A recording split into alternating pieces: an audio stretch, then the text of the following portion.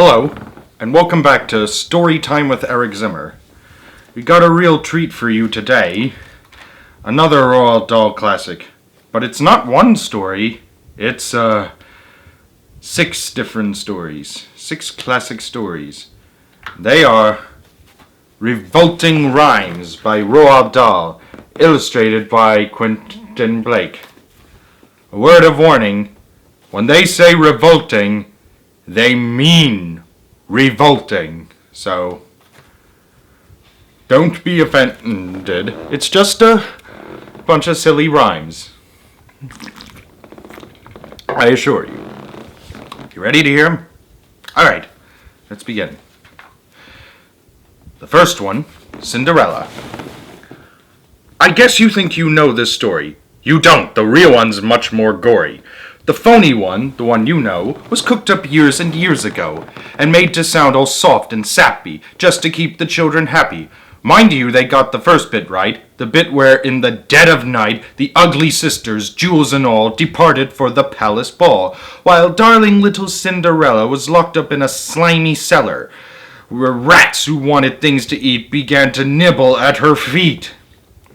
She bellowed, "Help and let me out!" The magic fairy heard her shout. Appearing in a blaze of light, she said, "My dear, are you all right?" "All right," cried Cindy. "Can't you see I feel as rotten as can be?" She beat her fist against the wall and shouted, "Get me to the ball! There is a disco at the palace. The rest have gone and I am jealous. I want a dress, I want a coach, and earrings and a diamond brooch. And silver slippers, 2 of those, and lovely nylon pantyhose. The handsome prince, done up like that, I'll guarantee, the handsome prince will fall for me." The fairy said, "Hang on a tick." She gave her wand a mighty flick. And quickly, in no time at all, Cindy was at the palace ball. It made the ugly sisters wince to see her dancing with the prince.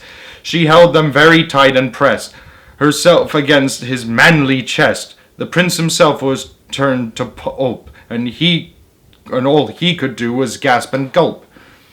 Then midnight struck. She shouted, "Heck, I got to run and save my neck." The prince cried, "No, alas, alack!" He grabbed her dress to hold her back, and Cindy shouted, "Let me go." Her dress was ripped from head to toe. She ran out in her underwear and lost one slipper on the stair. The prince was on it like a dart. He pressed it to his pounding heart. "The girl this slipper fits," he cried, tomorrow morn shall be my bride. I'll visit every house in town until I've tracked the maiden down." Then rather carelessly, I fear, he placed it on a crate of beer. At once one of the ugly sisters, the one whose face was blotched with blisters, sneaked up and grabbed the dainty shoe and quickly flushed it down the loo. Then in its place she calmly put a slipper from her own left foot. Aha, you see the plot grows thicker, and Cindy's luck starts looking sicker. Next day the prince went charging down to knock on all the doors in town. In every house the tension grew. Who was the owner of the shoe? The shoe was long and very wide. A normal foot got lost inside. And also it smelled a wee bit icky. The owner's feet were hot and sticky. Thousands of eager people came to try it on, but all in vain. Now come the ugly sisters go. One tried it on. The prince screamed, "No!" But she screamed, "Yes, it fits! Whoopee! So now you've got to marry me." The prince went white from ear to ear. He muttered, "Let me out of here!" "Oh, no, you don't. You made a vow. There's no way you can back out now." "Off with her head!" the prince roared back. They chopped it off with one big whack. You know, for kids. This pleased the prince. He smiled and said, "She's prettier without her head." Then up came sister number 2, who yelled, "Now I will try the shoe." "Try this instead," the prince yelled back. He swung his trusty sword and smack! Her head went crashing to the ground. It bounced a bit and rolled around. In the kitchen, peeling spuds, Cinderella heard the thuds of bouncing heads upon the floor, and poked her own head round the door. "What's all that racket?" Cindy cried. "Mind your own biz," the prince replied. Poor Cindy's heart was torn to shreds. My prince, she thought, he chopped off heads. How could I marry anyone who does that sort of thing for fun? The prince cried, "Who's this dirty slut? Off with her nut! Off with her nut!" Just then, all in a blaze of light, the magic fairy hove in sight. Her magic wand then went swoosh and swish. "Oh, Cindy," she cried, "come make a wish. Wish anything and have no doubt that I will make it all come about." Cindy answered, "Oh, kind fairy, this time I shall be more wary. No more princes, no more money. I've had my taste of honey. I'm wishing for a decent man. They're hard to find. Do you think you can?" In a minute, Cinderella was married to a lovely feller, a simple jam maker by trade, who sold good homemade marmalade. Their house was filled with smiles and laughter, and they were happy ever after.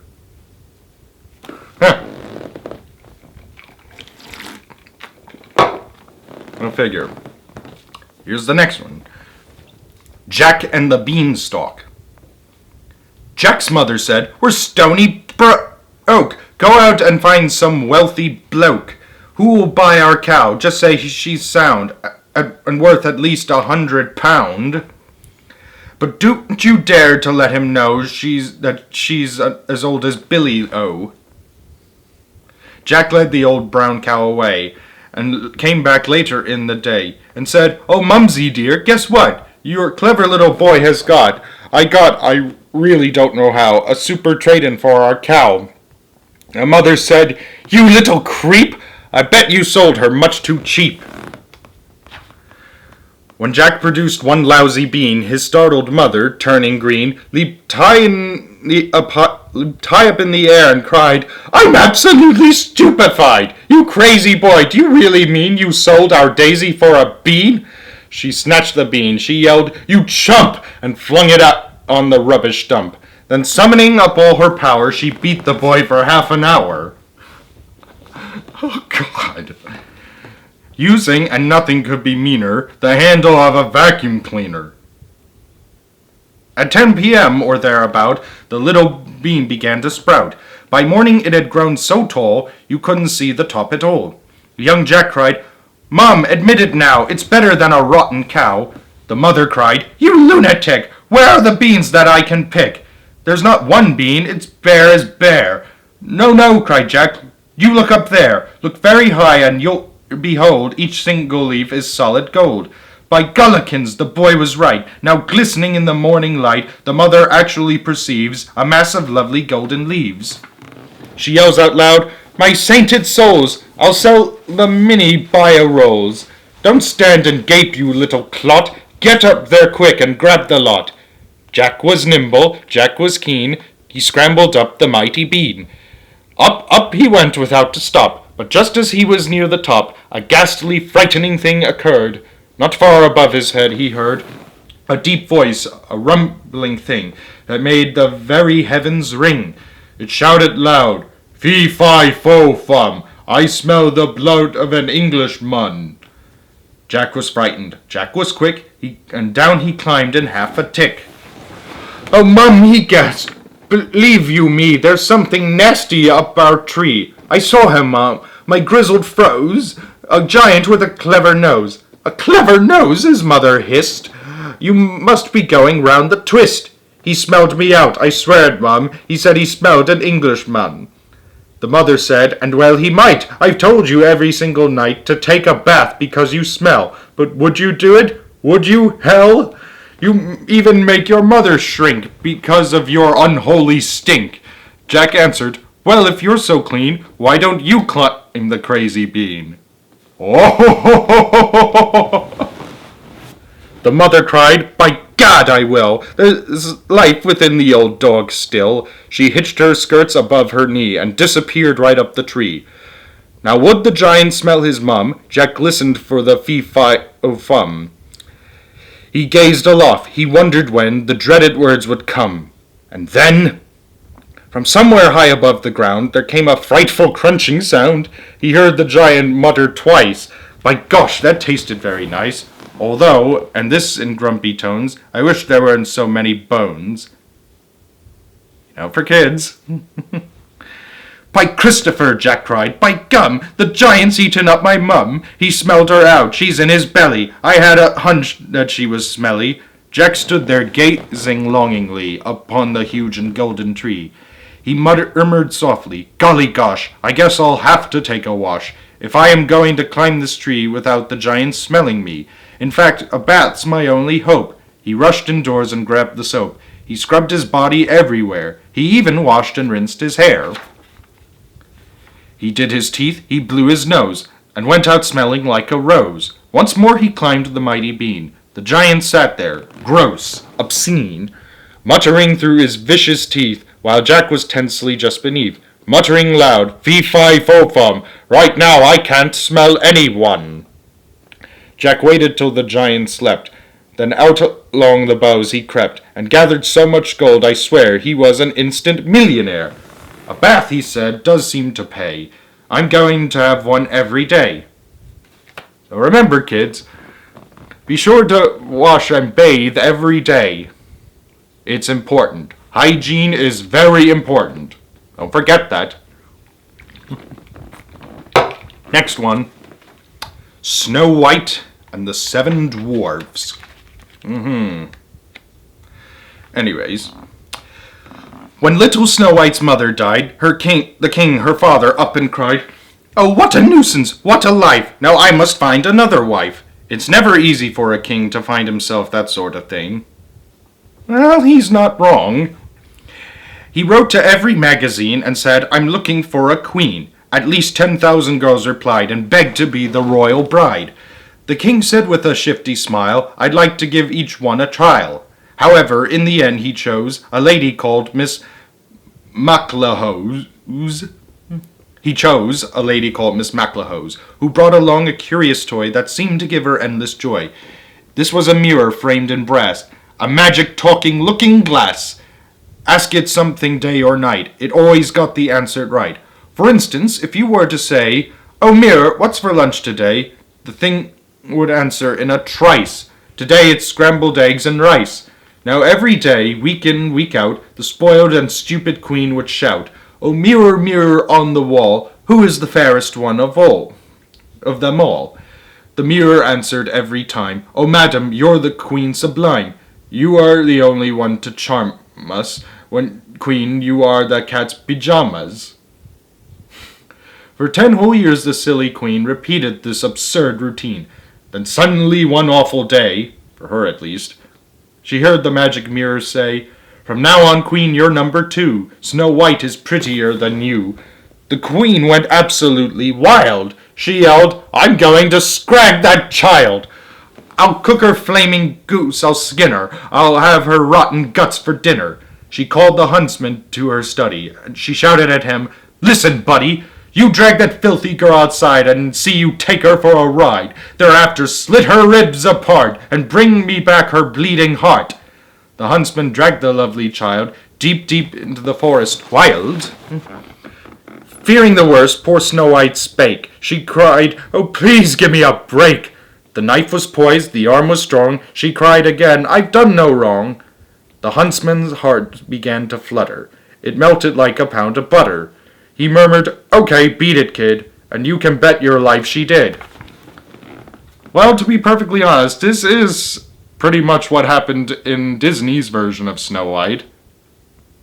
My God, that just goes to show you how dark the original film is, much like the fairy tale.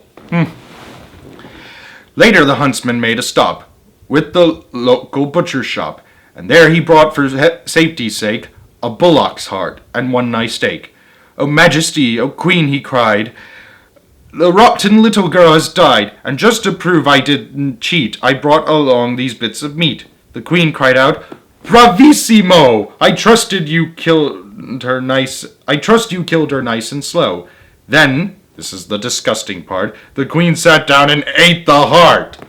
Ugh!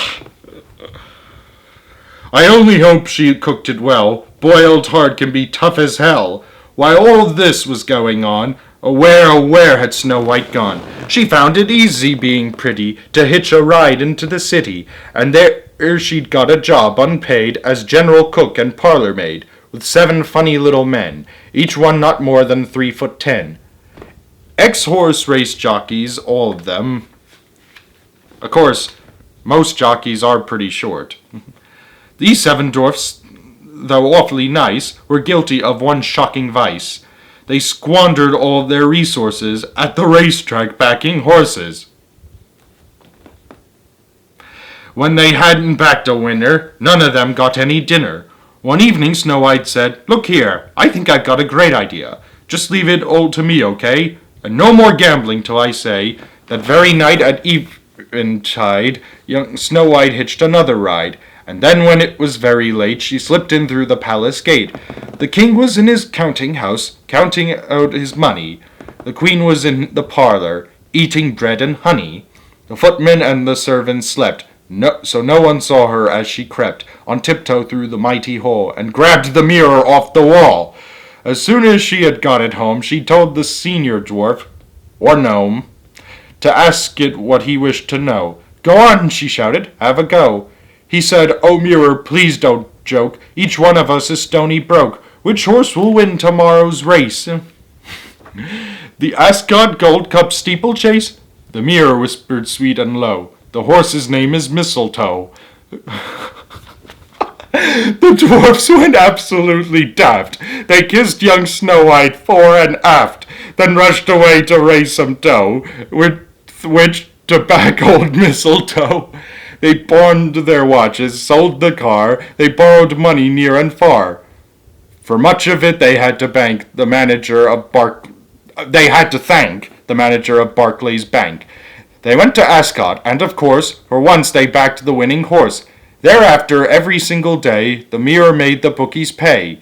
Each dwarf and Snow White got a share, and each was soon a millionaire, which shows that gambling's not a sin, provided that you always win. To